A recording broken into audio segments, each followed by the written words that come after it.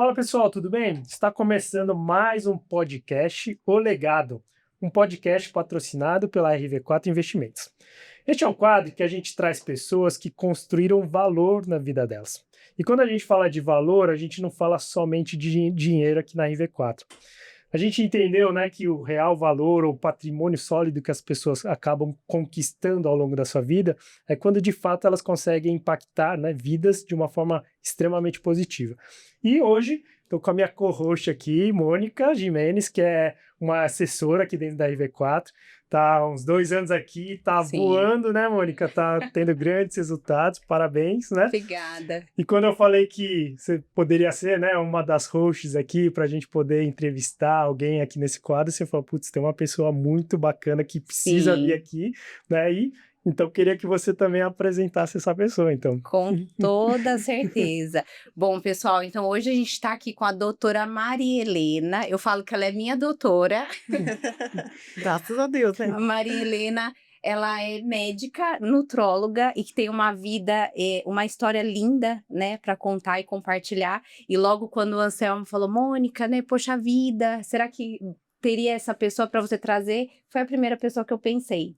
Eu falei, bom, ela tem uma história incrível e vai ser lindo escutar a sua história e compartilhar com a gente, né, todo o aprendizado até aqui. Enfim, acho que é uma inspiração, uma mulher inspiradora e por isso que eu te fiz o convite. Ai, muito obrigada, que honra, que honra. Imagina. Muita honra, me sinto muito lisonjeada desse convite, porque não só de cuidar de você, que é um prazer imenso, mas a honra de ser apresentada por você, dessa forma.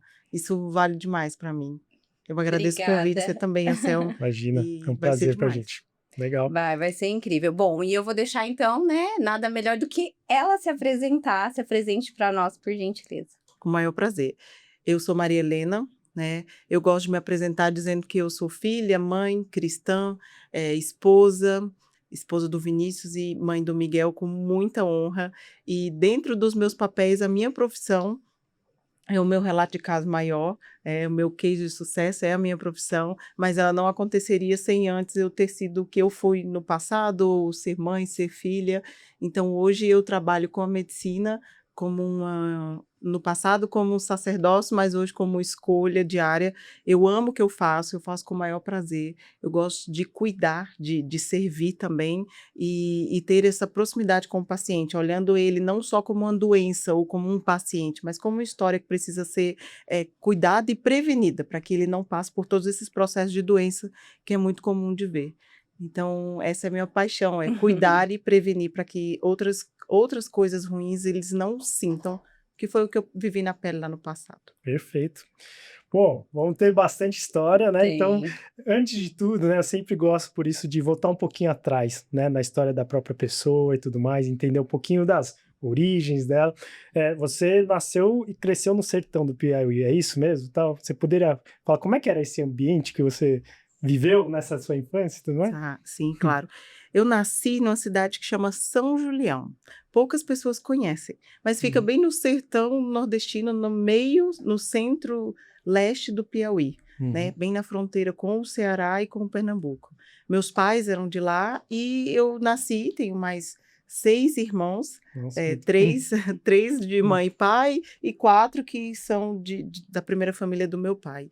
E desde a nossa criação, minha mãe sempre preservou muito para que a gente estudasse demais, porque ela dizia que a qualidade de vida ou os sonhos que a gente queria conquistar, eles vinham pela educação. E numa terra onde não existia escola particular, onde o dinheiro era escasso, a água era escassa, né, porque faltava água, a sim, chuva era escassa, tudo era muito escasso, sim. o estudo valia muito ouro.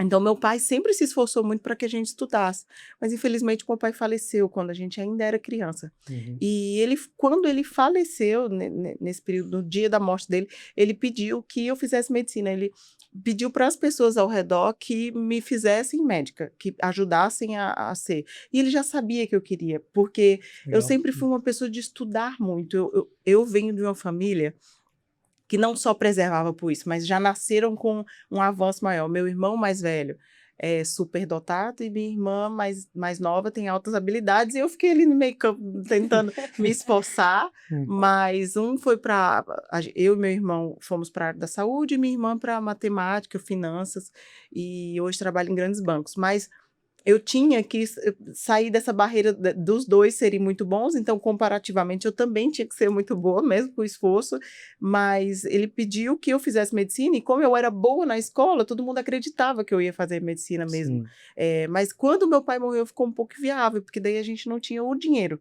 já que o meu pai era a principal fonte de renda, né? Então, eu tentei muito tempo por escolas públicas, faculdades públicas, a entrar, por mais que eu tinha estudado muito tempo em escola pública, mas eu não consegui. Então, eu tinha uma tia que morava aqui em São Paulo, que ela foi promovida de cargo no serviço dela, ela era Uhum. comissária de bordo e passou para ser comissária executiva, e aí ela viu a oportunidade de me trazer para São Paulo e arcar com o meu cursinho e, posteriormente, com a faculdade, entendendo que eu poderia pleitear algumas vagas vagas de ProUni, FIES, já que eu estudava em escola pública. Uhum. Então, eu aceitei o convite sem muito a minha família querer, mas Uhum. eu vim, estudei, e um ano e meio depois aí eu passei na Legal. faculdade, e coincidentemente foi aqui ao redor de São Paulo, foi muito próximo, e acabei fazendo minha faculdade lá, mas eu falo que as minhas raízes, a minha vontade de estudar veio todos do sertão do Desde o Piauí. momento. Já veio da base, né? A É, base já bem fortalecida, eu acho que sim. é o que desenvolve, né? Eu falo sempre que a gente precisa só ter a base. Se a base ela tá fortalecida, as outras coisas elas vão acontecer, né? E aí foi assim no seu caso. Olhando para essa história, né? Olhando nessa questão de quando começou o estudo na época da medicina. Entrou na faculdade, já tinha em mente ia se especializar em nutrologia? Qual que seria? Já tinha isso em mente ou não? Não tinha. Engraçado que eu entrei na faculdade com uma ideia, mas logo ali no segundo ano de faculdade eu entendi que eu queria fazer otorrino. E aí eu queria ser otorrina, cuidar de ouvido, nariz e garganta, e mais para a parte cirúrgica. Então eu era muito decidida no que eu queria. E Uhum. raramente na minha adolescência eu fui decidida assim. E aí eu fui, levei a faculdade inteira, fiz estágios eletivos em otorrino, tudo que me pediam eu fazia voltado para o otorrino, curso fora, estágio fora do Brasil, tudo eu fazia de otorrino. E aí acabou a faculdade, eu me formei, eu prestei a prova de otorrino, mas no dia da entrevista eu descobri que estava grávida. E aí eu não entrei na residência de otorrino. Não entrei, porque eram somente. A maior parte dos lugares que você faz otorrino são 2 vagas só. Uhum. Então, se eu tivesse grávida, a segunda pessoa iria levar toda a residência sozinha. Então, era muito difícil alguém me aceitar grávida naquela situação. Ou eu teria que vir para São Paulo num lugar maior. E aí, como eu iria vir trazer minha família se meu marido era o provedor no tempo? Então, ficou super difícil e eu decidi não fazer. Mas meu sonho era, no tempo, era fazer otorrino, mas eu falo que as coisas não acontecem por acaso e depois eu decidi pela nutrologia. Já depois de formada, já 2 anos depois. Depois de já estar formada, trabalhando, e aí foi que te deu o start. O que que gerou essa curiosidade, essa vontade de fazer especialização em nutrologia? A vontade da nutrologia surgiu da dor mesmo, do deserto. Eu tive uma gravidez extremamente complicada, de alto risco. Meu bebê nasceu obeso, eu perdi muito sangue, eu engordei demais, eu cheguei a pesar 120 quilos em um dos períodos da gestação, com o bebê na barriga. E foi um caos, porque eu tive todas as comorbidades que uma mulher gestante poderia ter. E meu Uhum. bebê, claro, herdou muitas coisas que eu tive lá. Então, não como uma culpa, mas como um deserto. Eu não queria que ele sofresse as coisas que eu tinha sofrido. Eu já tinha passado por muitos efeitos sanfonas, tinha sido obesa desde da minha adolescência, da minha infância, tinha sofrido muito bullying com isso. Então, eu decidi estudar a nutrologia, não para exercer a nutrologia, mas para cuidar de mim. E do meu filho, principalmente. E para que ele não herdasse a diabetes que eu tinha herdado, a pressão alta que eu tinha herdado. E toda a história, embora as mulheres da minha família fossem todas magras, eu era a única gordinha, eu estava vendo meu filho ser também. Então eu decidi estudar por isso, era pandemia, eu estudava em casa, fazia pós-graduação online, mas aí desde então eu decidi que não era só de mim que se tratava, eu acabei cuidando de mim, cuidei do meu filho, da minha família em geral, mas depois eu decidi que deveria passar para outras pessoas também, e foi aí a história que começou da nutrologia. Legal. Eu queria, só antes de entrar nisso, né, eu queria voltar a um ponto que você falou da sua família, né, que sua família sempre incentivou vocês a estudarem, vocês sempre conseguirem estudar, né, passar, inclusive em boas faculdades, né, serem outliers mesmo, né. Quando a gente fala só de, incentivei a estudar, parece quase fácil nesse sentido, né? Estudei e passei, né? O que você acha que foi diferente dentro da família de vocês, que de fato, né? Como é que vocês faziam para estudar mesmo? Tinha alguma metodologia diferente que fez com que vocês são uma estatística, obviamente, bem pequena do país como um todo, talvez, né? Como é que você Sim. acha nesse sentido? Como que veio? Meu pai era muito conservador, então Hum. ele era aquele pai que pegava o boletim, que olhava, que vigiava se tinha boas notas. Uhum. Então, assim, meu pai também era um homem um pouco à frente do tempo, onde num lugar onde não existia computador e nem celular, ele tinha. O lugar onde não Legal. existia contabilidade, ele era o único contador das 10 cidades ao redor da região. Então, ele tinha uma visão de estudo, embora ele não fosse o contador com faculdade, Uhum. ele aprendeu, exerceu e depois fez a faculdade, porque ele precisava do diploma. Sim. Então, mas ele entendeu que o conhecimento dele fez isso. Então, o exemplo acabou arrastando. E ele forçava a gente. Quando você tem um pai líder, uma mãe líder que te força, não no sentido de forçar, você tem que fazer com Sim. broncas, não, mas força você com o exemplo. Olha só, cuidado, se você não fizer isso, você pode colher isso. Então, meu pai fez muito isso. E, consequentemente, depois que ele morreu, minha mãe sustentou isso. Então, eu acarreto que isso pode ter influenciado. Fora isso, o meio sempre ganha. E o Piauí é dado como um dos estados de pessoas mais inteligentes, Uhum. que foge à estatística. Já foi escolhida a melhor escola. A gente fala que a nossa é a única capital do Nordeste onde a gente não tem praia. Todas estão na praia, mas a Uhum. capital onde as pessoas vão estudar, eu e meus irmãos, inclusive, fomos estudar em Teresina, não tem praia. E é um lugar muito quente, você não tem o que fazer. Você fica em casa, liga o ar-condicionado, se tiver, ou um ventilador, e estuda. Sim. Você não tem muitas coisas para fazer. Então, as pessoas em Teresina, que era a capital, são extremamente inteligentes, são estudiosas. A gente Legal. tinha o lazer como estudo. A gente tinha a hora de chegar da escola, de tomar banho, de tirar uma leve soneca, que lá a gente cesta demais, e depois tinha os horários de estudos, era programado.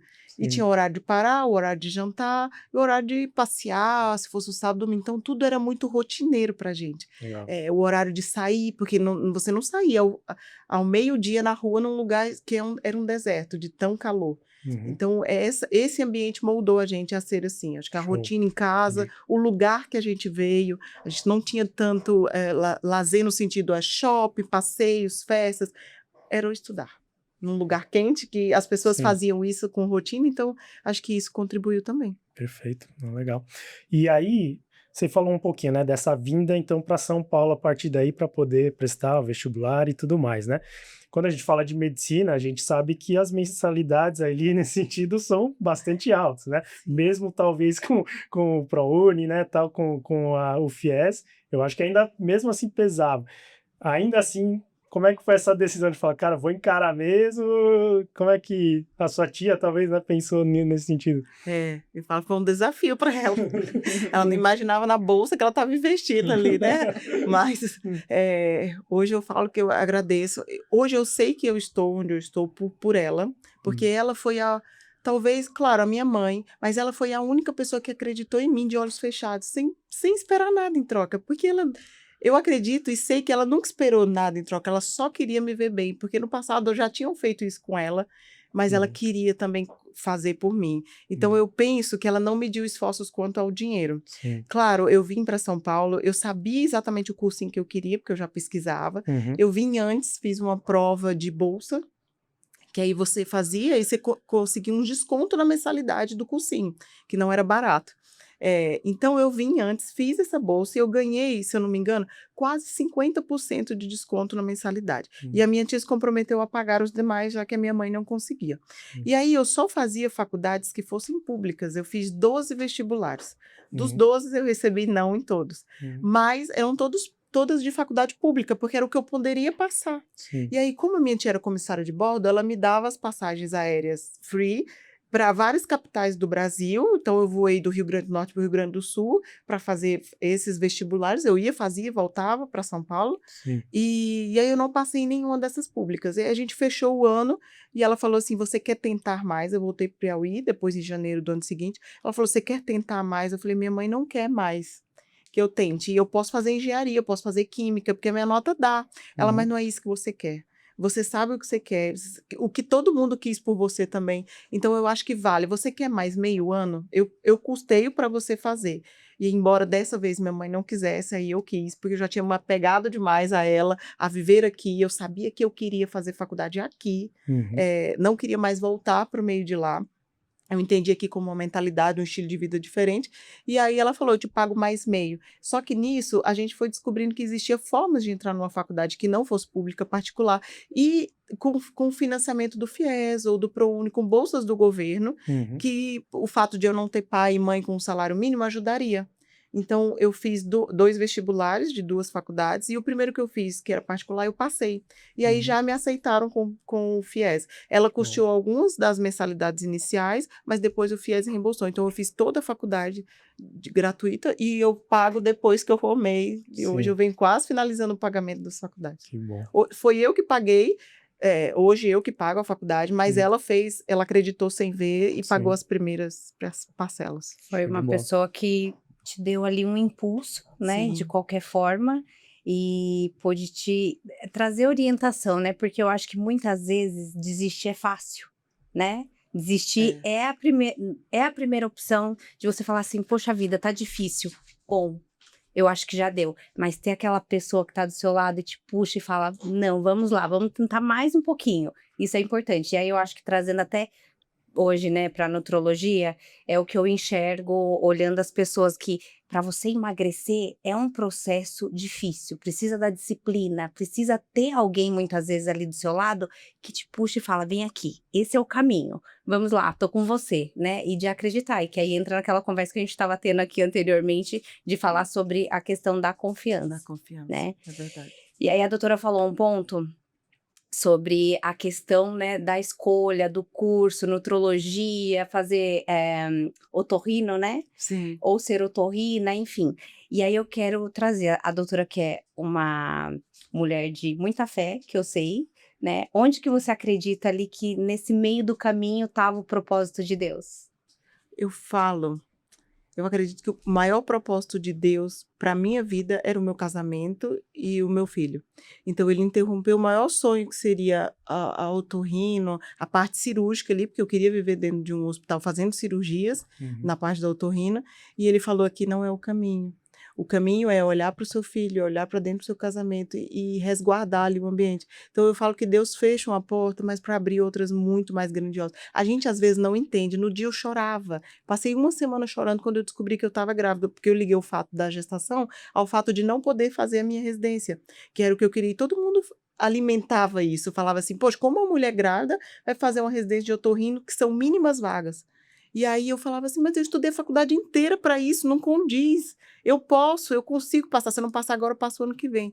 E aí eu parei, só depois de muito tempo eu fui entender que não, aquilo não era para mim, embora no dia eu quisesse, mas não era para mim. E o que Deus me entrega hoje é assim infinitamente maior do que eu poderia pensar lá atrás. Mas o maior legado da minha vida, com certeza, é meu casamento, meu filho, minha família e tudo que eu construí, porque foi tudo um sonho. Eu tinha muito sonho de ter uma família próspera, unida, reunida.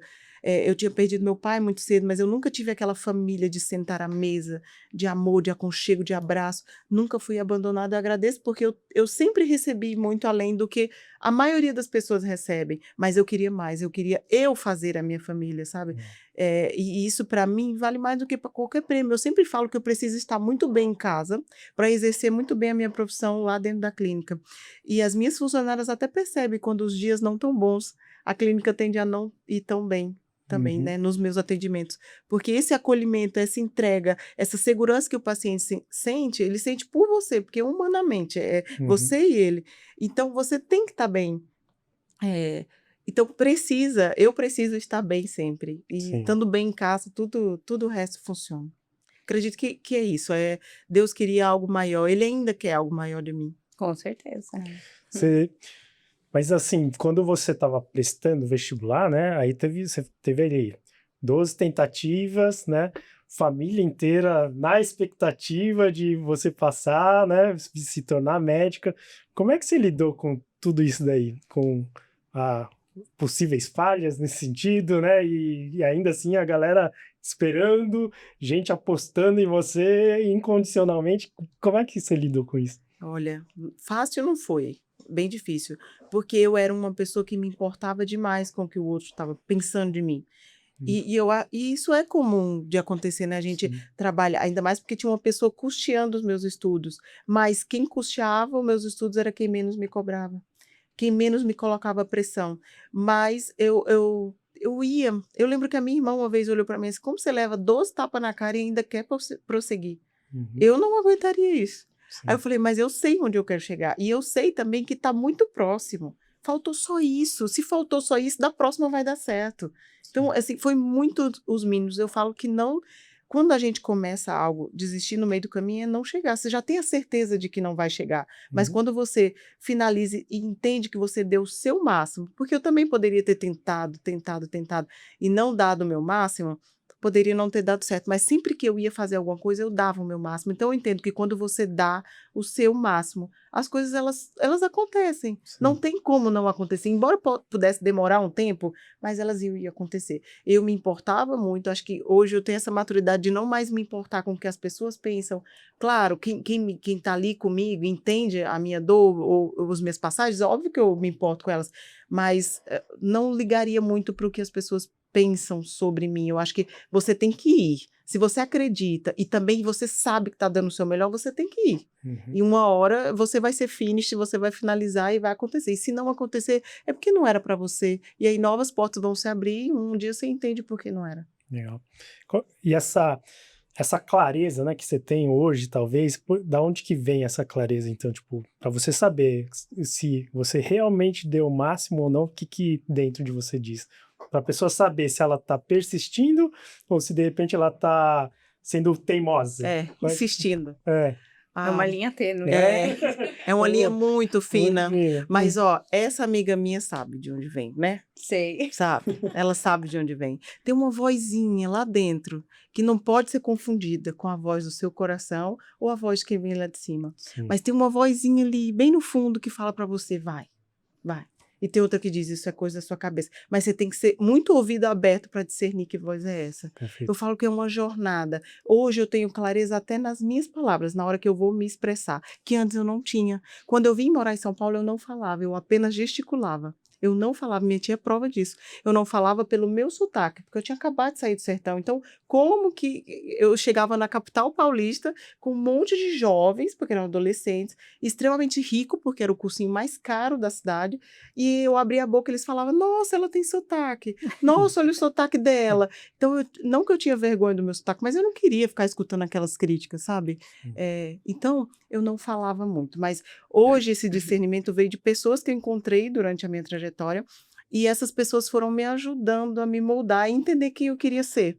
Legal. Então, eu sempre tive ideias do que eu queria, mas elas não se sustentavam se viesse alguém muito próximo a mim e falasse aqui. Elas não... Desiste, não vai ser para você. Mas, graças a Deus, muitas delas tinham a minha família, tinha uma tia que ajudava. Uhum. Então, pessoas durante a minha jornada foram me ajudando a alcançar ali. Mas eu falo que o maior de todos é essa voz de cima, é a voz do Espírito Santo que habita Sim. dentro de você e você consegue entender se algo é para você. Tá? Perfeito. Porque eu tinha muito não deu certo. Ai, Mônica, choveu hoje. Não vai dar para ir para o seu podcast. É porque não era para ir. Uhum. Não. Tem algo que eu sabia que eu tinha que vir, então eu vou. Sabe? Eu sou muito disso. Se eu falei, eu faço. E se eu disse que eu vou terminar, eu termino que eu ir. Mas isso foi uma jornada ali de vida adulta muito longa para chegar, que inclusive a gente participou junto dessa Foi. jornada e segue aí para a vida inteira, porque são processos que Sim. homens e mulheres têm que passar, mas eu falo que a proximidade com Deus é essa voz que me faz discernir se é do meu coração ou se é vontade dele para prosseguir. Quando eu sinto que é vontade dele, eu vou, até mesmo quando eu vejo que não dá certo. Quando eu sinto que é ego meu, que é coisa minha, Sim. eu recuo. Então eu sempre penso antes de fazer alguma coisa, se eu fizer isso e ninguém estiver vendo, se ninguém for me julgar, eu vou continuar fazendo? E aí eu sei, eu vou continuar fazendo. Então aí eu faço. Perfeito. É. Muito bom, legal. Você falou de outras pessoas também, além disso, na sua trajetória, né? Teria? Quem são essas pessoas, assim, que te ajudaram a moldar a Maria Helena de hoje? De hoje, olha, eu tenho uma mentora que eu tenho prazer de falar dela, né? Que é a Camila Vieira, porque ela é uma mulher de fé, de de humildade, de ensinamento muito grande. E é uma mulher de muitos holofotes, sim, mas o maior ensinamento que ela me dá é que o holofote é o de menos. Ela não está nem aí para esses holofotes. É o coração dela que manda, é a voz de Deus, essa obediência, sabe? Esse caráter, essa busca pela sua identidade, do que você é, do que você quer construir, do que você quer fazer, sem mentiras, sempre andando no caminho da verdade, sempre escutando essa voz que vem de cima. Então, ela, com certeza, sem dúvida nenhuma, foi a maior pessoa que me fez virar a chave e mudar meu discernimento. E foi com ela também que eu encontrei e aceitei Jesus como meu único Salvador e tive mais próxima de Deus. Então, com certeza ela. Obviamente que chegar até ela me trouxeram várias amigas, né? Sim. Várias amigas, como essa daqui. É. Então, durante a jornada de chegar até ele no conhecimento, várias amigas foram aparecendo. E essas amigas vêm me ajudando nessa jornada. São infinitas. Acho que se eu falar todas, vão até esquecer de alguma, elas ficam bravas. Mas foram várias mulheres que durante essa jornada, desde terapeuta, que eu buscava uma terapia ali, era sempre mulheres.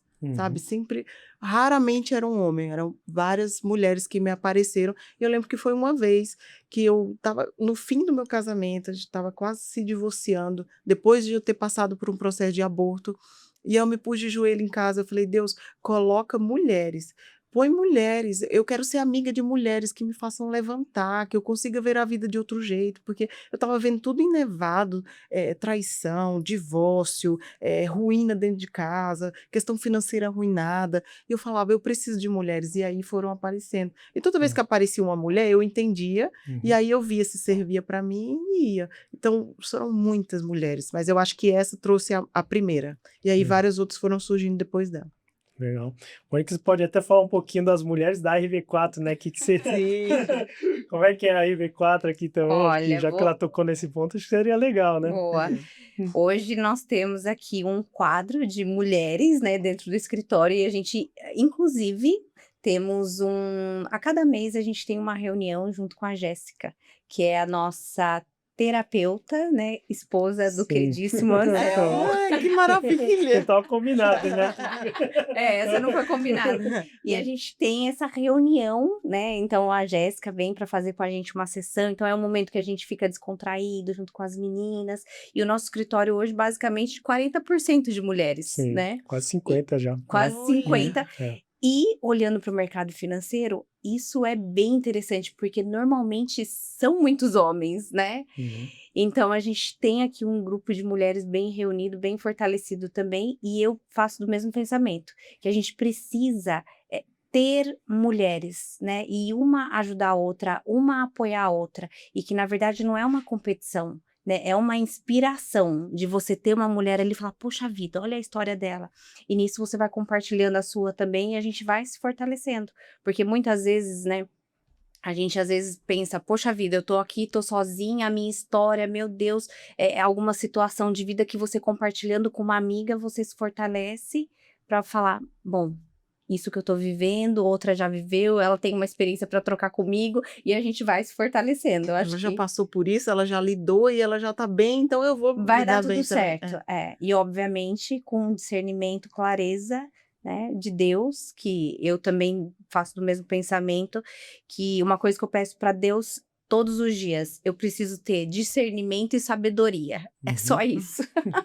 Porque aí sim eu vou saber o caminho que seguir e justamente, né, esse ponto de olhar para frente. Eu não preciso olhar para o lado, eu só preciso olhar para frente, saber que tem, né, Deus lá em cima que está me guiando, me dando clareza sobre o caminho que eu quero seguir para a gente chegar lá onde a gente almeja. Exatamente. Eu falo que esse olhar para o lado, esses lados, é só um comparativo para você entender se está indo no caminho certo. Exato. Você não quer olhar para o lado para ela te puxar, você quer olhar para, tá indo também? Então deixa eu ir. É um empurrão, entende? O lado, quando a gente olha, eu sempre penso muito na ofensa, porque eu sempre carreguei o que a pessoa falava sobre mim e me ofendia. A pessoa falava sobre mim e eu me Isso é ofendia. horrível, né? Era muito, mas aí depois eu fui entendendo que era meu. A ofensa é sua, ela não requer da outra pessoa. O que a pessoa fala é problema dela, é algo que ela tá pondo para fora. Agora, se você se ofende, aí é sua. Sim. É o que você carrega. É olhar para frente mesmo e ter esses laterais ali como um comparativo para te empurrar, para fazer você crescer sempre. Exatamente. E ter essas mulheres aqui dentro é muito bom, já tá chegando nos 50, é maravilhoso. Por isso que a empresa está crescendo. É, De Ó, verdade. coisa boa, verdade. Isso Mas é bom. acho que você falou bastante também de fé, né? Que momentos, de repente, da sua vida, assim, tal, você acha que, então, a fé deu as suas viradas aí na sua vida? Que momentos foram esses? Que a fé deu uma virada. Sim, talvez de uma situação, né, desafiadora para, de fato, uma aqui você falou, putz, acho que agora saí dela. É. Que eu saí. De vez em quando ainda fico na dúvida. Será que eu saí mesmo? Mas assim, no fundo eu sei que saí. Então, assim, a fé me moldou na virada do meu casamento. Então, a gente tinha provavelmente um divórcio que não estava concretizado, mas ele estava prestes a acontecer, a questão de tempo. E aí, na minha fé, na minha insistência, eu acho, e no meu moldar, eu vi isso ser mudado. Legal. Então, essa foi, assim, eu acho a maior chave de virada da minha vida. Eu sei que eu também me mudei muito para que isso acontecesse, mas teve o dedinho lá de Deus e foi uma fé grandiosa. Os outros momentos foi na construção da minha carreira, porque era algo totalmente longe de tudo que eu vinha vivendo, de tudo que eu vivia. Eu não tinha médicos na família. Mas se eu tinha médicos parentes longe, eram todos médicos que trabalhavam dentro de um hospital e nunca que tinha uma clínica. Ou não tinha ninguém no meu ramo ali que eu pudesse. Me ajuda na gestão de criar uma clínica. Eu nunca tive conhecimento para isso. Nunca tive esse giro de tantas pessoas dentro de uma clínica. Então, ali, a fé de construir uma clínica, de sair de um consultório, sair de uma sala alugada para um consultório de 4 metros quadrados, para uma clínica maior, e agora sonhando numa outra clínica, foi a base de muita fé. Sim. De acreditar sem ver mesmo. Claro, eu sempre tive muito pezinho ali no chão, falar, será que dá para mim? Será que não dá? Mas a clínica foi na base de muita fé. Eu guardo uma coisa que eu nunca esqueci. Quando eu viajei, fiz uma viagem de autoconhecimento, assim, voltada para mim, para minha casa, e aí eu deixei a obra dessa clínica lá. Só que quando eu cheguei, estava prestes a limpar, e eu mesma fui limpar, e aí a gente já ia se mudar, porque eu tinha data para sair da outra salinha alugada. Só que quando eu fui limpar, Anselmo, o piso inteiro de uma sala se quebrou, inteiro. Ele começou a fofar, como se tivesse ar debaixo, Sim. jorrando. E eu falava, gente, como pode um piso subir assim? E ela falou, mas é porque está muito quente hoje. Eu falei, mas a cidade é quente. E tudo bem. Sim. Ah, mas outro dia esfriou muito. Eu falei, aí a diferença de temperatura aconteceu. Isso eu venho de um lugar de 40 graus. Eu nunca vi o piso subir desse jeito. Ah, mas o prédio tem 10 anos. E começava a colocar um monte de história. Eu falei, isso não é nada. Eu não devo me mudar para cá agora. Eu acredito que não. Ou então, era algo tentando me tirar dali, era algo muito grandioso para mim, ou um próprio empecilho meu de se mudar para ali. E aí eu não achava mais aquele piso para comprar, para ser igual. No fim, acabei colocando outro piso, foi outras coisas. Postergou um pouco mais, mas continuou dando certo. Então, ali não tem como não dizer que era obra de Deus para o meu lugar. E eu lembro também que nesse momento que o piso se quebrou, uma mulher chegou para mim e falou, ela não me conhecia, ela nunca tinha me visto na vida, mas ela chegou e falou para mim que a vista do lago que eu tinha teria sido enviado por Deus. E que era uma vista muito bonita, que eu não me preocupasse com a quebra do chão, mas ele estava moldando a base, que ele iria mudar a minha base para que tudo se crescesse muito grandioso. Só que ela não sabia que a vista do meu consultório se dava para o lago da cidade. É um lago. E é literalmente de frente para o lago. É literalmente de frente para o lago. Eu nunca conhecia essa mulher, ela nunca me viu, ela não sabia onde era a minha clínica. Mas ela falou isso. Então, assim, não tem como não escutar essa voz e dizer, ai, alguém falou para ela, porque no meu passado eu iria, essa mulher tá me vigiando, ela tá me perseguindo. Sim. Mas hoje lá, graças a Deus, a gente sabe discernir ali que isso vem de algo muito grandioso. Então, a clínica, o estilo de vida que eu levo hoje é embasado em muita fé. É crer sem ver, crer sem esperar nada em troca. É só acreditar e saber ali discernir mesmo essas vozes. Show. Muito bom. Queria que você falasse um pouquinho então, da parte que você começa a de fato empreender, né? Ter obviamente a sua própria clínica. Você já saiu assim da faculdade, começou a fazer plantão. Como é que você fez seus primeiros ganhos aí Começou com a a medicina? desbravar, Como é né? que foi? Começou a desbravar a Que nutrologia. hoje fala, pô, tem uma clínica grande lá, tá, é uma coisa, né? Mas aí dentro dessa nova fase, então, né? Passado aí o curso de medicina, aí vem uma outra, né? Que aí agora você tem que ganhar dinheiro, né? Aí vem uma realidade mais dura, Sim. né? Uma coisa é a faculdade, mas eu falo que a faculdade, ela te ensina a doença em si, você aprende muito sobre fisiologia, anatomia e tratamentos de doenças, mas ela não te ensina a ser um médico. Aí lá exercer a profissão, como é que prescreve, como é que faz isso, como que é um pronto-socorro, como Sim. lidar com a dor do paciente, como avisar sobre a morte, tem até no papel para você ler lá, mas Uhum. viver isso Sim, não é entendi. ensinado. Sim. Então você é jogado ali no mercado de trabalho e as duas opções que eu tinha no meu tempo, né, acho que outras pessoas devem ter outras, mas a opção que eu tinha era ou ir para um hospital e dar plantão de pronto-socorro, que é uma porta de entrada, ou eu ia para um PSF, que é um posto de saúde que você trabalha no SUS e faz atendimentos mais planejados. Eu queria ir para esse, porque era mais brando, então a dor Sim. ia ser menor, mas não tinha vaga na minha cidade. Então eu acabei indo para esse lado de maior, de mais complexidade. Só que eu sempre fui movida por assim, se você disser para mim que eu não consigo alguma coisa, eu vou e faço. Então, o Hum. plantão era muito difícil. E por mais que dissessem que eu era muito boazinha, que eu era muito meiga, que eu não ia dar conta daquilo, eu me fiz capaz de ser. Porque Uhum. eu sou desafiada dessa forma, sob pressão. E aí eu me identifiquei ali, não que eu gostasse demais, porque eu me via como uma mera carimbadora, né? Então eu Uhum. ia, carimbava, o que eu gostava era da adrenalina da pessoa morrendo. Tipo, se a pessoa estivesse precisando muito de mim, precisasse cardioverter ou conduzir um infarto, um AVC, eu gostava daquele momento, porque eu estava exercendo o que de real eu tinha aprendido ali. Sim. Mas a maioria das vezes não era isso, isso é 30%, 10% do que chega Uhum. dentro de um pronto-socorro. O que chega mesmo são queixas mais vazias, eu falo que psicológicas, 70% são coisas mais brandas, que é o que a gente não via na faculdade. Uhum. Então, lidar com aquilo ali foi um baque emocional, mas acabou virando um pico de burnout, porque eu me entreguei demais àquele trabalho, pela questão financeira. Eu precisava ter dinheiro para pagar contas, passado da minha mãe também que precisava de contas, reerguer a minha casa, até porque eu nunca tive renda, então essa é a minha primeira renda.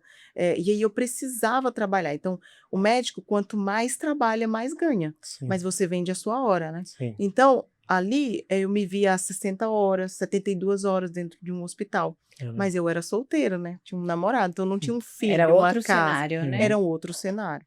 E aí eu me vi muito cansada, muito fadigada, dormindo mal, trocava o dia pela noite, se eu desse plantão à noite, porque era mais vazio, eu preferia à noite. Uhum. E até então que eu engravidei nesse cenário. E foi aí que eu olhei os meus olhos para a nutrologia e fui tirando o pé, porque era pandemia, grávida, não poderia estar no hospital, mas mesmo assim eu ainda fui até o 7º mês, Uhum. toda encapuçada, mas a grávida não poderia estar lá, até que o presidente botou uma lei que aí não poderia mesmo, aí eu fui retirada do hospital, e aí foi aí, por livre e espontânea pressão, que eu saí um pouco, tirei o pé e voltei para o posto de saúde, onde era mais brando. E lá Uhum. eu fiquei por um longo período trabalhando no SUS mesmo, servindo ao SUS e mais estável. Eu tive meu filho, amamentei, construí minha casa, eu tinha uma renda fixa, sem perspectiva de aumento, porque era uma renda de um programa do governo, chamava Mais Médicos, Uhum. e aquela renda é fixa, ela não existe aumento, mesmo que você trabalhe mais, Sim. não existia. Então, assim, eu falo que eu parei porque eu não via progresso, eu sempre gosto de crescer, poxa, eu estou trabalhando mais, hoje eu entrego mais, eu tenho mais conhecimento, eu fiz a minha pós-graduação, que era a residência pela Unifesp em Medicina da Família e Comunidade. Então, eu tinha conhecimento para ser mais do que só um mero médico formado, mas Uhum. mesmo assim você não ganhava mais por isso, que era o retorno que eu queria. Então, eu tinha que sair de lá, se eu quisesse ganhar mais, vender minha hora no plantão, então ficar de dia, de noite lá, e aí eu tinha filho, e nessa situação eu falei, não dá para continuar assim. Uhum. Embora ganhasse bem, porque eu vendia a hora, mas antes eu não tinha tempo em casa. Meu filhinho com 2 anos me dava tchau da janela e não me via em casa. Meu marido reclamava que eu não ficava em casa. Muitas horas Muitas trabalhando. horas, muitas horas. Finais de semana, não tinha viagem, não podia programar uma viagem para ir visitar meus irmãos. Então, isso me fez parar e pensar: é a vida que eu quero? Mesmo ganhando dinheiro, mas é a vida que eu quero? Uhum. Não era a vida que eu queria. E eu não estava totalmente realizada ali dentro, Sim. porque eu fazia o que a medicina tradicional fazia, eu não queria mais aquilo. E aí eu Perfeito. virei meus olhos para a nutrologia e entendi que seria um grande processo construir uma clínica, ser Uhum. empreendedora, gestora, médica, dividir essa carga. E aí cada processo que eu fui passando, eu fui entendendo um pouquinho mais, mas aí eu decidi. E claro, foi uma migração mais tênue, né? Então, pegava uns horários para a clínica, mas continuava no plantão. Daí quando eu via que eu podia vir, eu até nem via que podia vir, eu ia largando de pouco aqui Uhum. até vir lá, mas 2025 mesmo, daí eu fui Foi para a a virada de clínica, foi a chave? virada. Foi? Foi a virada. E eu falei, não dá mais. Porque quando você coloca sua atenção, sua concentração, a coisa cresce. Então, eu ainda tinha atenção para o plantão, para o hospital.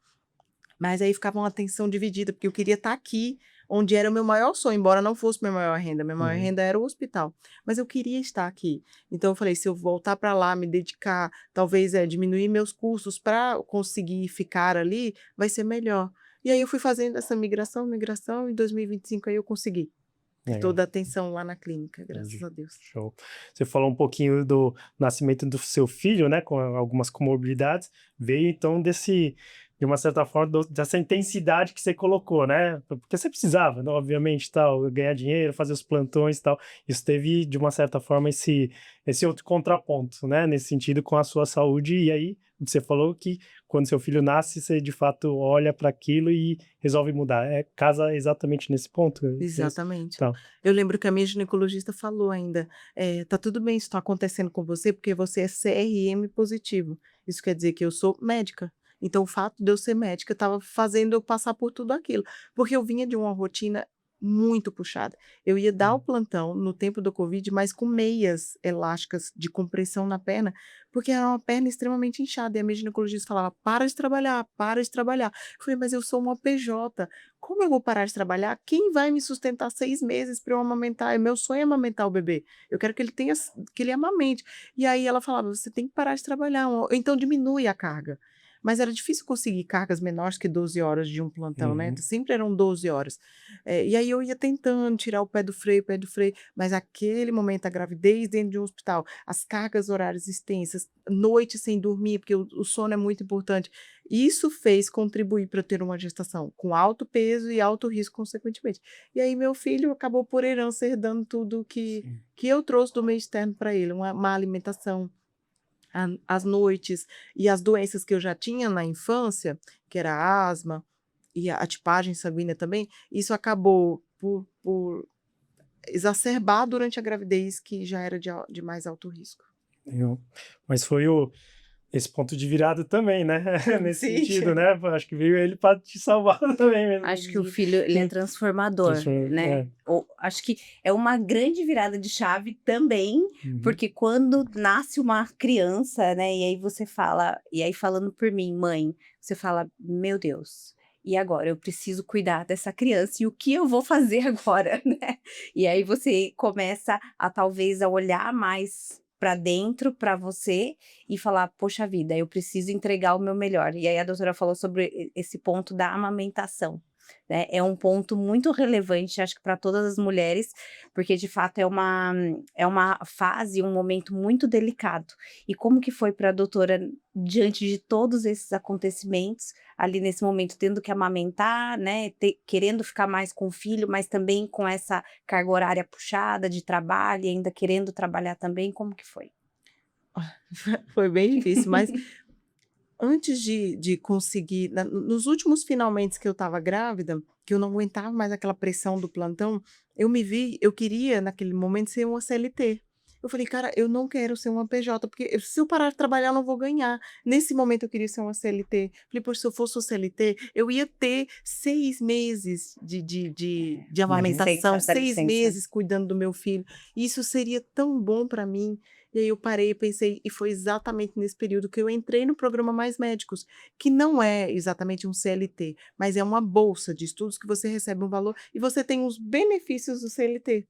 Então, eu entrei, eu lembro exatamente que a prefeitura não queria que eu entrasse porque eu estava grávida, eu fiz um processo seletivo, mas no processo não dizia que grávida não poderia entrar.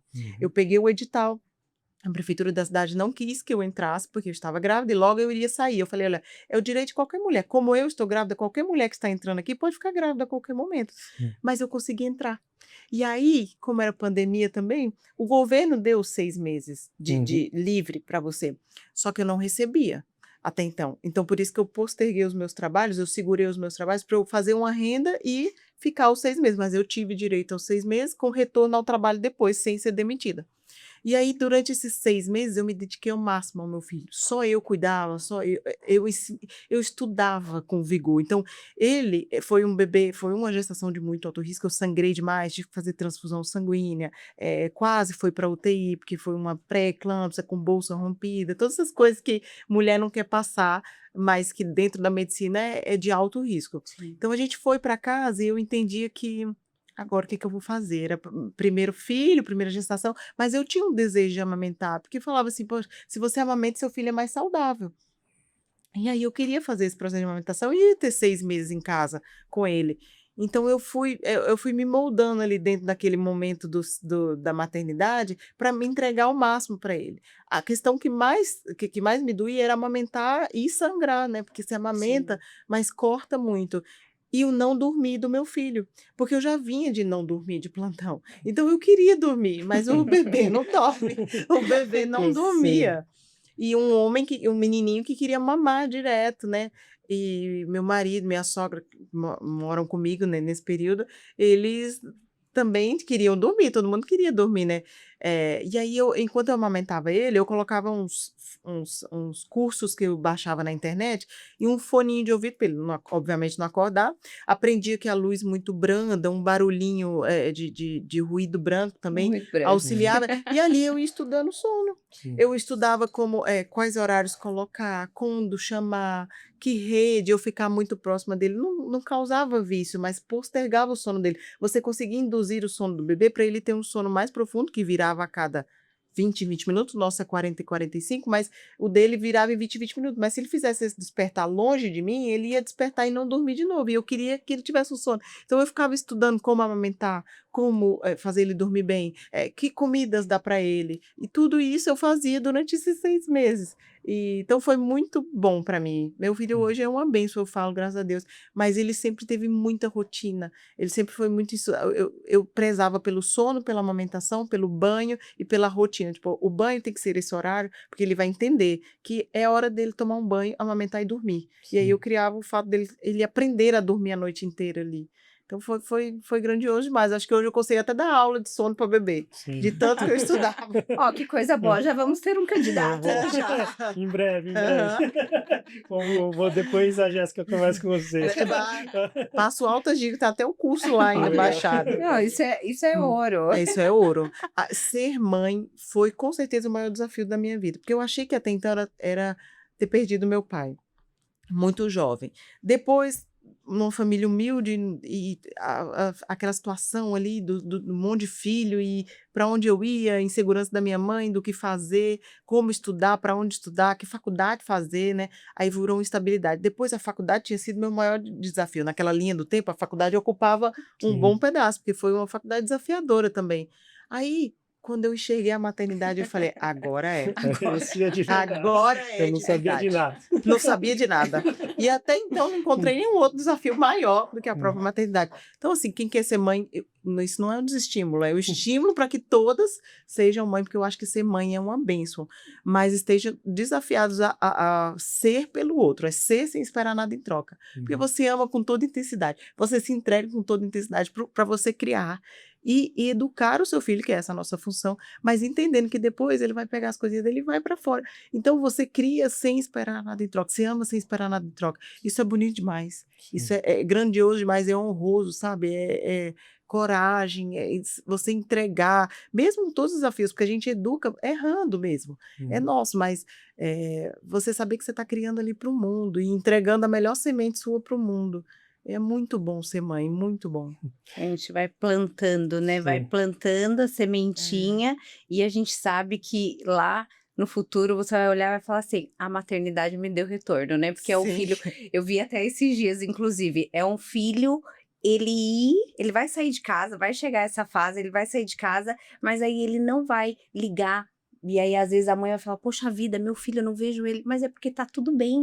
Ele não tá te dando mais trabalho, né? Não tá te dando trabalho, na verdade. Então, a maternidade, ela te dá o retorno. E acho que é esse retorno de você olhar depois e falar: poxa vida, ele tá caminhando e as coisas estão acontecendo, né? É verdade. Você acha que teve, falando de retorno, no seu trabalho também, na forma de você atuar junto aos seus pacientes, a maternidade?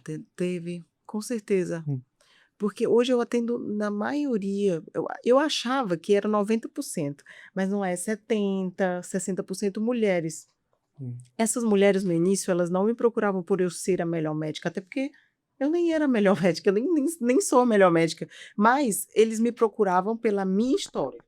Porque quando eu me tornei vulnerável, fui para as redes sociais e mostrava o meu processo de emagrecimento pós-gestação, elas me procuravam por isso. Então, assim, teve retorno. A gestação, o cuidado, essa forma de estudar para implementar, ter um embasamento para te mostrar que isso tem resultado, veio para dentro do consultório com toda certeza. Então, o meu lado mãe, ele aflora, na hora que eu vejo a dor do outro, não como uma dor qualquer, uma Selma, eu tô com dor aqui na coluna. Não, eu passei pela mesma dor que você. Eu tenho uma empatia, porque eu também senti, então não quero que você sinta a mesma coisa que eu senti, se for ruim. Ou então, se for uma coisa boa, eu quero que você passe pela mesma coisa que eu passei. Sabe? E você aprenda tanto quanto eu aprendi. Eu aprendi até mais, para você me ensinar também. Então, a maternidade faz você ter essa troca muito boa, muito engrandecedora. No início, as mulheres me procuravam por isso, acredito eu, pela história da Maria Helena. Hoje virou o nome da clínica, mas no início procurava pela história da Maria Helena. Como você passou? Como você ganhou tanto peso na gestação? Como você está hoje? Como você lida com isso? Como você cria seu filho, dá conta disso, dá conta daquilo, uma clínica, marido, casa, carro, gestão e tudo isso. E a história que veio. A história que se conecta, né? E o que eu quero saber da doutora, tem algum caso que a doutora fale, poxa vida, dessa paciente foi o que me marcou? Pode ser que tenha vários, mas conta um pra gente. Que me marcaram são vários, vários. Mas eu lembro exatamente de uma paciente que ficou comigo por 2 meses lá na clínica. E ela ia, e ela falava assim, era uma paciente difícil. A minha equipe olhou e falou assim, essa paciente é difícil. Ela não vai obedecer o que você vai falar. E embora quando ele chegue lá eu falo assim, olha, aqui tem tantos pacientes, eu sou bem técnica, então eu falo, tem tantos pacientes, não no seu caso, mas no caso do emagrecimento, tem tantos pacientes, eu já atendi isso, e estrategicamente 50% teve isso, 40% teve isso, e todos emagreceram. Então, assim, o que eu aplico, você vai emagrecer. Mas ela não obedecia. Então, a minha equipe falava assim, que era uma paciente difícil. Mas eu gosto dos difíceis. Eu vou no que é difícil, sabe? É desafiador, eu vou. Eu acho que ela até tem medo disso às vezes, sabe? Mas eu vou. E aí eu fui. Ela emagreceu, graças a Deus. E depois ela falou, doutora, eu quero parar, porque assim, eu acho que eu já emagreci bem, eu já estou bem, não quero emagrecer mais e tá tudo bem. Eu cuidei muito bem da minha saúde e financeiramente eu não posso continuar. Mas eu queria te dizer uma coisa, que nunca na minha vida eu acreditei que existisse Deus. E eu nunca na minha vida abri uma Bíblia. E nunca na minha vida fui para uma igreja. Mas a senhora não precisou falar nada para mim para eu fazer isso hoje. Então hoje eu vou à igreja, eu abro a Bíblia, eu ensino os meus filhos a se alimentarem melhor. Meu marido faz o projeto junto comigo, embora não fosse na clínica. Então isso para mim valeu qualquer dinheiro, valeu qualquer investimento, valeu qualquer perda de peso, valeu tudo. Porque ela enxergou em mim algo que não tá, que nem sou eu, transcende a mim. Entende? Ela viu em mim algo muito maior. Porque o trabalho da clínica ele não tem nada a ver comigo. Eu só sou serva de um serviço que Deus pediu que eu fizesse. Mas ela viu isso. Então, para mim, foi um caso muito grande. Muito engrandecedor. É uma paciente que ela sabe que esse caso dela não...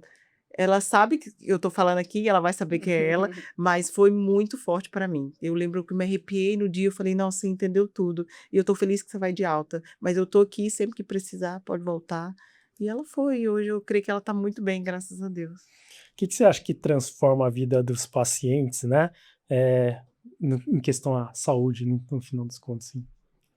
O que transforma? O que você acha que é o que você consegue tocar ali, ou, né, de uma certa forma, instruir, que faz com que as pessoas se tornem pessoas mais saudáveis?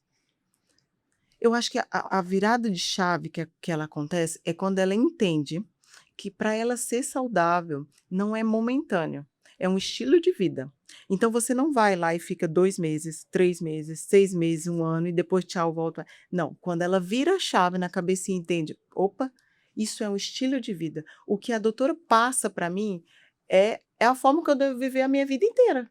Não é só isso aqui. Não é, só, isso aqui é só para você, eu falo que chegar à clínica é uma tomada de consciência. Opa, tomei consciência de como é que está meu corpo e agora que estratégia que eu vou fazer para mudar? Eu dou essa estratégia. Você muda, mas quem mantém é você. Então, ali, a primeira porta de entrada para você virar o pontapé e ter essa virada de chave. Eu falo com os pacientes que não têm essa virada de chave de que é um estilo de vida, eles pouco mantêm o peso, mas quando eles têm, eles não atrelam o emagrecimento ou cuidado de vida deles a pontos, vou tomar esse remédio aqui e vou emagrecer. Vou fazer isso bem daqui, vou tomar um soro e vou ficar forte. Vou fazer isso aqui. Não, eles não atrelam a isso, eles atrelam ao contexto e à mudança que precisam ter. Claro que ali é a mudança do corpo, mas na consulta eu não falo só da mudança de corpo. Eu falo que ela precisa ter uma mudança de comportamento, de alma, de espiritualidade, por que não, sabe? Então ela precisa ter uma mudança por inteiro sem esperar que os outros mudem ao redor. É ela que tem que mudar. Então, quando a pessoa entende, centra o processo nela, entende que aquilo é carregado para o resto da vida e para as pessoas que estão ao redor, aí sim o processo acontece. Porque uma coisa é a gente estar aqui na mesa. Eu tomo meu café e você o seu café, mas você toma um refrigerante. Então, esse meio pode induzir eu e a Mônica a querer tomar o seu refrigerante também. Sim. Embora a gente tenha escolhido o café. Isso, num primeiro momento, pode não mudar muito, mas o meio muda. Sim. O meio sempre vence a gente, né? Então, ele vai sempre ganhar. Mas se uma mulher que é a dona da sua casa tende a mudar e leva isso para dentro da casa, consequentemente ela muda tudo. E aí ela consegue levar e perpetuar isso para toda geração, para um todo, entendendo que ali é um caminho que você não pode voltar, é um estilo de vida. Show. Muito bom. Bom, em Bragança, no evento, a gente falou muito sobre os pilares, né? E aí, o pilar da saúde, olhar para esse pilar que é o pilar da saúde e também para o pilar financeiro, né? Então, esses dois pilares, a gente precisa ter um equilíbrio. E, na verdade, eu acho que tudo na vida a gente precisa ter um equilíbrio, não só de saúde, financeiro, mas vários outros pilares, né? E aí eu quero saber da doutora, olhando hoje para esse pilar da saúde, né? Ali, qual que é a consciência que a pessoa precisa ter para, de fato, ela mudar essa chave?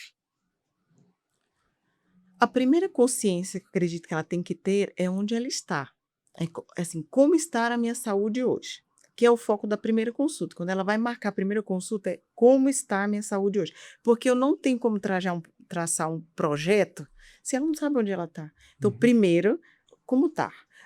Uma tireoide está alterada, gordura no fígado, tem uma comorbidade aí que impede o processo de cuidado de saúde dela. Entendemos onde está, aí a gente traça caminhos, entendendo quais as dificuldades que a gente pode ter e também quais os ganhos que a gente pode ter. Então, a primeira coisa é esse estado de consciência e depois ir traçando o projeto, entendendo que ela pode ali no meio tempo mudar ou virar alguma coisa. E finalizar. Você precisa finalizar, porque se parar no meio do caminho, vai voltar. Se parar no meio do caminho e não fizer essa virada de chave, a chance de voltar é muito maior.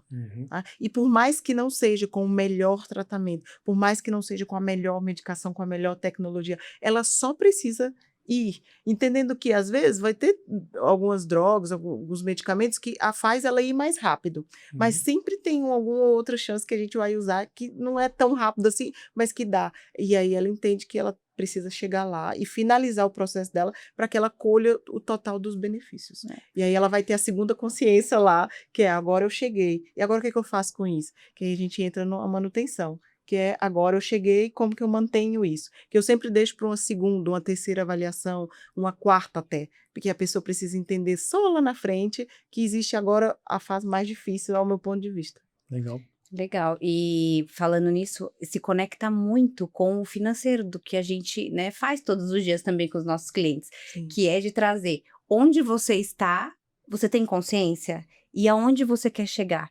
Então, acho que justamente por isso que eu falei, bom, é a doutora que precisa estar aqui hoje, porque a gente olha tanto para esse pilar saúde quanto esse pilar financeiro, de você ter clareza, né, do que qual caminho você quer seguir, e é isso que também a gente entrega aqui para os nossos clientes, de mostrar para eles que a gente está aqui e a gente precisa sempre de pessoas, né? Você precisa estar rodeado de pessoas para poder trazer para essa pessoa qual caminho seguir, ó, vai por aqui, você precisa ter a disciplina, você precisa ter a consistência, e é muito disso que eu também vejo na nutrologia, né? Ia falar nutrição.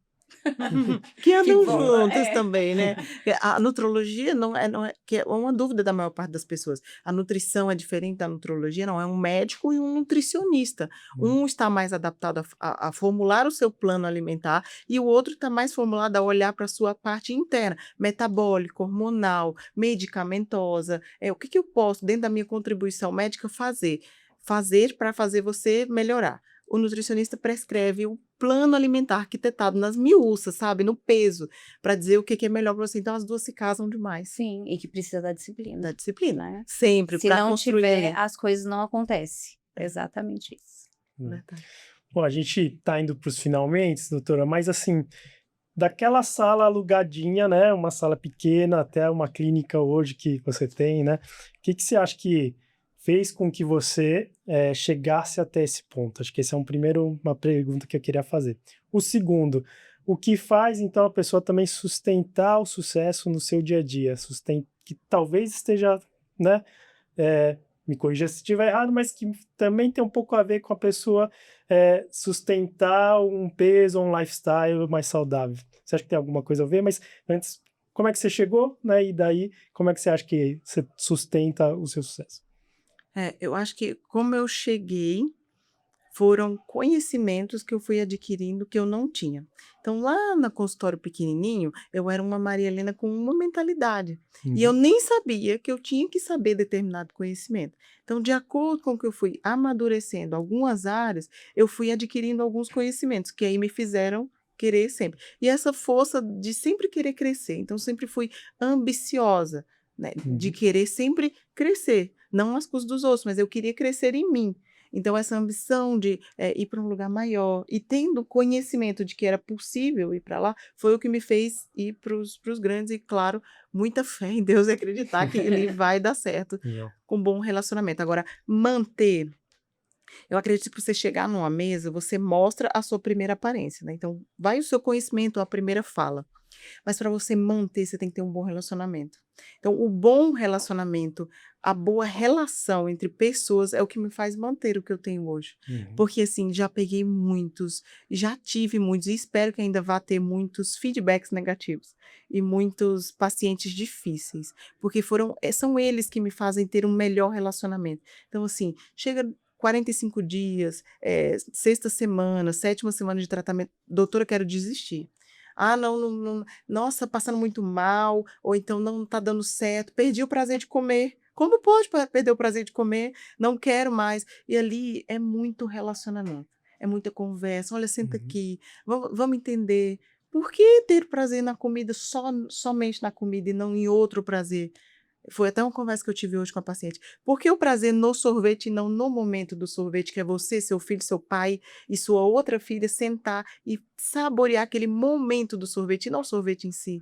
Então é muito relacionamento, muita conversa, paciência, escuta que faz você manter ali. Claro, o conhecimento continua, porque agora não é mais uma Maria Helena que só atendia e ficava mais engessada. É uma Maria Helena que tem que destinar 3 períodos de agenda para fazer gestão de um lugar que está crescendo, porque eu sempre falo que Deus não dá um fardo que você não aguente. Hum. É uma clínica que ainda tem viés de crescer muito, mas para o meu conhecimento hoje, é aquilo que eu sustento, é aquela gestão, é aquela visão de empreendedor, e eu sei que ainda tem muito conhecimento para eu poder sustentar algo maior, mas o relacionamento é o que eu levo e é o que faz me sustentar ali dentro. Show. Muito bom. Quer fazer uma última pergunta, amor? Bom, e a doutora, a gente sabe, né? Eu vejo que você tá sempre aí desbravando, buscando novos conhecimentos, tá sempre se conectando com pessoas também com mais conhecimento. E conta pra gente agora um pouquinho do novo, o que que está por vir, o que a doutora está buscando de novidade pra gente. Ah, muitas coisas, né. Eu sempre falo também que quando eu for a maior de uma mesa, eu tenho que me levantar e procurar uma outra mesa, porque ali eu não me sirvo mais. Então eu sempre quero estar no lugar de mesa de aprendiz, de aprender, porque isso é o que faz a gente conseguir trazer o novo também para dentro da Sim. nossa realidade, saber discernir se aquilo ali é para gente ou não. Então o meu sonho, e que se concretize, né, é ter uma clínica, um espaço muito maior, que eu consiga promover para o paciente um ecossistema que em tudo ele faça ali dentro, desde a mudança de mentalidade, cuidado com o corpo, com a alma, com o espírito, mas uma academia, um reset, um momento de cuidado que no meu espaço hoje eu não consigo comportar para ele. E claro, um acolhimento, uma experiência que ele consiga ter ali o cuidado que ele foi buscar. Então, um espaço muito maior, não por mim, mas por eles, para que eles sejam muito melhores recebidos, atendidos e cuidados num ambiente mais aconchegante. Então, a meta é que essa clínica muito maior saia nos meus cálculos, na minha visão desenhada, ela já tem até fachada, Legal. mas eu sonho que seja até 26. A história do carro. A história do A carro é história do desafiadora. carro, boa. Qual que é a história do carro? A história do carro é desafiadora. Hum. No dia 11 de novembro de 25, não policial, Oficial de oficial de justiça. justiça teve na minha casa e aí a minha portaria me interfonou, falou, tem um oficial de justiça, mas eu não sei o que ele quer, eles não podem falar. Eu falei, deixa entrar, e nisso eu liguei pro meu marido, tem um oficial de justiça que ele, acho que é do carro. Eu falei, mas como assim do carro? Aí eu desci, ele falou, senhora, a gente tem um mandado de busca e apreensão para o seu carro. Está no nome do seu marido. Eu falei, como assim? Vem buscar meu carro. E nisso meu filho desceu, mamãe, quem que é? E aí eles tiveram que levar meu carro. Tinham ficado algumas parcelas sem pagar, acho que 2 já vira. E eles tinham que levar o carro, né? Na hora eu me desesperei e tudo, mas eu tive que manter a calma, porque meu filho estava lá. Então ele falou, tira tudo que tem do seu carro. Eu fui tirando tudo e meu filho, mãe, por quê? Por que tem que tirar as coisas do carro? Eu falei, vão lavar, meu filho, ajuda a tirar as coisas. Enfim, dia 11 de novembro de 25 eu perdi meu carro, né? Que era um bem que... Eu sou apegada, mas não apegada no sentido de tem que ser esse carro, não, é pela construção. Eu trabalhei para ter aquele carro, então assim, dói ter que alguém tirar. E aí eu falei que eu não queria mais ter carro de jeito nenhum e fiquei 3 meses sem carro, andava de Uber, sem problema, porque eu moro numa cidade pequena, mas para vir para São Paulo acabou atrapalhando um pouco. E eu sempre tive no meu mural dos sonhos um carro importado, e eu queria muito ter esse carro importado. E aí eu saí atrás de ter um carro. Mas de cara eu fui para um carro chinês e eu falei assim, vou comprar esse carro chinês. Mas nenhum carro dava certo. Eu visitei todos, acho que eu andei em todos, até num jipão grande, mas não dava certo as compras do carro. Eu falei, Deus, se for da sua vontade, faz dar certo. Se não for para eu comprar esse carro, o senhor faz não dar certo. Mas se for para eu comprar, o senhor diz que é esse carro. E aí eu entrei numa loja que já era de um amigo, eu já tinha comprado um carro anteriormente lá, mas eu achei que ele não iria me vender, porque esse carro teria sido, o carro anterior foi comprado lá, e o fato do policial, do oficial ter levado, acaba complicando eles também, né? Eu falei, ele não vai querer me vender um carro de novo. E aí eu entrei lá e quando eu cheguei, ele olhou para mim e falou assim, não, eu tenho o carro aqui que é a sua cara. Tinha um banco dessa cor aqui. Ele falou, combina com a sua bolsa. Eu falei, tá fazendo graça, né? Ele vai me vender. Que carro que ele vai? Quando eu chego lá, era uma BMW X3, toda equipada, teto. Eu falei, moço, eu não tenho dinheiro para comprar esse carro. Ele, não, calma, eu vou ver e tudo. E eu falei, tá, então vê aí quanto que é, como que fica. E aí eu fui para casa, mas sem muita expectativa, né? E aí ele falou assim, aí eu falei, Deus, se for da sua vontade, faz dar certo como eu pedi antes. Se não der certo, não dá. E se der certo, o senhor não complica, faz dar. E aí ele liga no mesmo dia, senão tá tudo aprovado, só basta a senhora vir aqui buscar. Foi aprovado tudo, o valor do carro, então, saiu muito a menos do que eu imaginei, né? Porque entrou, enfim, a parcela seria muito mais barata do que eu até pagava no outro carro. Ele falou, tá tudo certo, a senhora pode levar, nem precisa, vem só assinar a segunda e pode levar já o carro. Então, foi tudo muito fácil, foi tudo muito viável. Um carro que eu sonhei no mural no início de 27, chegou no início de 26. Então, eu espero que a clínica venha com muito mais grandiosidade, espero que venha Ela está no mural, né? Ela está no mural. Que legal. Então ela vai acontecer. Que venha muitas viagens, muito conhecimento, muitos cursos. Eu sempre sonhei nesse conhecimento de buscar sempre inovação, coisas novas. Acho que a medicina ela não é engessada, ela precisa sempre ser aprimorada, como qualquer área da nossa vida. Mas a medicina em si muda com muita frequência. Então, ainda mais na área da nutrologia, que é o meu foco, né, que é o emagrecimento, é sempre uma medicação nova, eu falo um iPhone novo que inventa, tecnologia também é extra, então eu sempre preciso estar estudando, meu sonho é que tenha esses cursos sempre com muita frequência, viagens, lazer, Então, assim, eu entrego nas mãos de Deus e sei que na hora certa tudo chega, mas os planos são altos, assim como Ele me coloca. Legal. Uma última mensagem para quem está nos acompanhando, de repente até para sua família e tal, o que você deixa aí para o pessoal? Para minha família, primeiro, muita gratidão. Gratidão por sempre acreditar em mim, por me apoiar. Eu não me apoiar, porque eu sei que mesmo o não apoio, ele veio para somar. E o amor incondicional, eu amo, sem medidas a minha família, que são meu alicerce.